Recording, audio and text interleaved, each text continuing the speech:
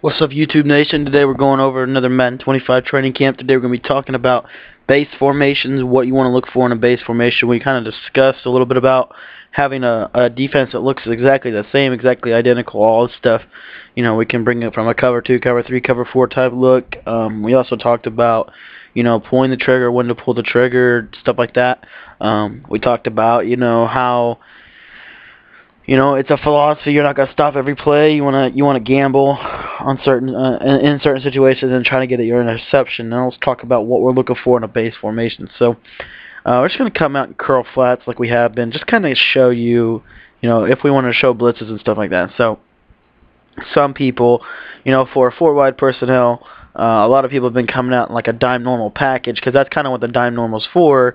Essentially, you have 4 corners versus 4 wide receivers. Now you're kind of a little bit more even. If they come out in 5 wide, you come out in like a quarter defense, because you get 5 defensive backs on the field. If they come out in like a 3 wide, then you may consider like a nickel sub 1-4-6 or a nickel normal or nickel wide 9. If they come out in maybe a 2 wide, then you might consider one of your base 4-6, 4-3 formations. I don't look at it that way. That's kind of the way that the newer players look at it. And what I mean by newer is newer, like younger players, meaning like, people that are like my age or a little younger, maybe just a little older, but people that are in the new era of Madden, new era of football. But, me personally, I pick a formation that gives my best players an opportunity to perform. So, for example, we're using the, I think we're using the, shoot, I don't know who we're using the, what's their name? The Texans here. So, for example, Texans have, they have a really good defensive, couple of defensive linemen here in J.J. Watt and Antonio Smith. So you could utilize them at your defensive tackle positions, and then you could put, like a Connor Barwin here at your left end, a Merciless or Mercules or however you want to say his name at your right end, and then you could have, for example, you could have you could put Brian Cushing at the right of screen on your screen here, left of your depth chart linebacker position.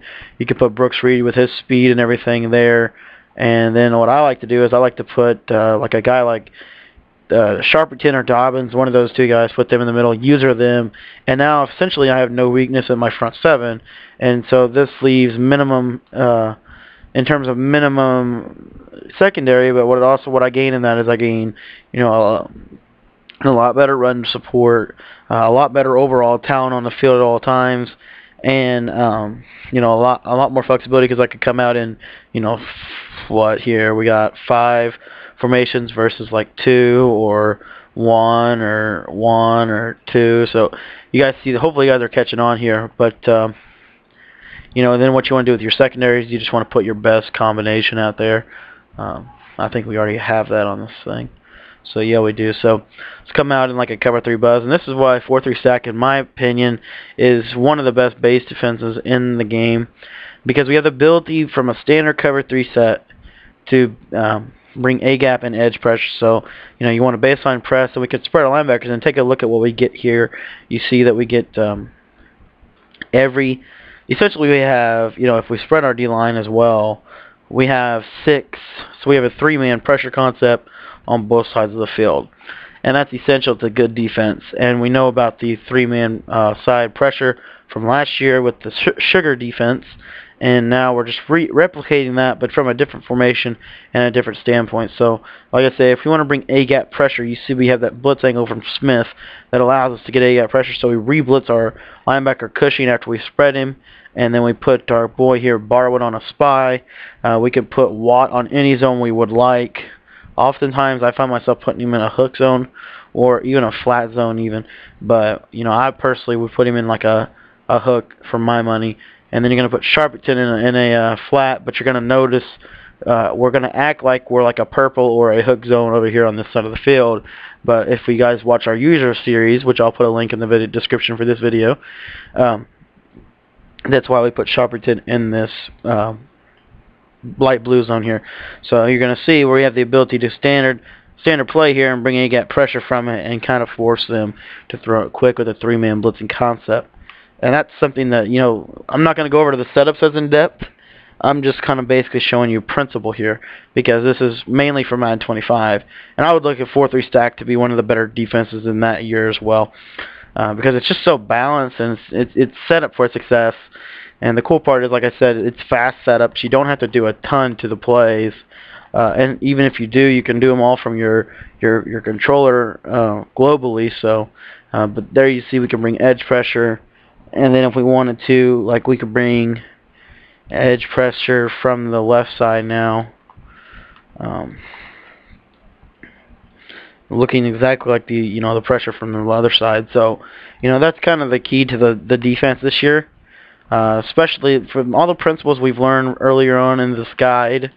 With what we've learned now, we're starting to kind of piece together what our scheme will look like, and how we can start building a base scheme in Madden 13. And also, one thing else I want to key on here, your base formation needs to be able to stop the run. So we're just going to check down into a standard run here, a power O. And if you take a look here, you have 5 offensive linemen. In this example, you have 3 to the right. So say they go to the right. Well, we still have one-on-ones with everybody on the right side of the field. We have a safety that's going to crash down here. And then we have our user defender. We're just going to come up, and we're just going to take the fullback on. We basically just win in the numbers battle. And you see, sometimes you can have plays like that happen where they just come through the line because of where they're at on the field. And that's why 4-3 stack is such a phenomenal base formation, because it allows us to do so much for so little. And as you see it happening again here. So, that's kind of the key. You want to have the ability to set blitzes up from every shell in the game. So, we could set up from cover 3. We could set it up from man. Here, we'll just show you here. Here's a man coverage blitz. Just standard, very easy to set up, and then we come right through. So, have it set up for man. Have it set up from a cover 2 here, if I can get to the audible. So here's your cover 2D. Just spread your line, reblitz the backer you want it to come from. Boom, you're there. Very fast, very simple. If you want to get a better pressure, you can go into more complicated setups. But for the standard, for what we're trying to talk about here, this is fine. And then if you want to like a cover 0 blitz and bring pressure off both sides here, you see we could put the middle linebacker in a zone, reblitz both outside linebackers here, and get double-sided pressure. So hopefully you guys are starting to see what we're trying to show you here, and the ability that we can, when you're looking for a base formation, you want to find something that can bring pressure, from right, left, A gap, and have decent coverage concepts. What I mean by decent coverage concepts is what I'm getting ready to show you here. So what I mean by that is basically when we have a situation where if we decide we want to run coverage D, one of the best ways to run coverage D this year is to put our linebackers in yellow zones. Is to yellow a lot of people, then put one guy in a deep blue, or 3 guys in a deep blue. So we're going to re-blitz our linebackers, and then we're going to re-zone them here. You see like this, and then we're going to zone one of the ends. We're going to spy that same side tackle. We're going to leave these 2 guys rushing. I like to blitz one of them straight down, and then we can yellow our outside guys as well. Always make sure to deep blue your middle linebacker.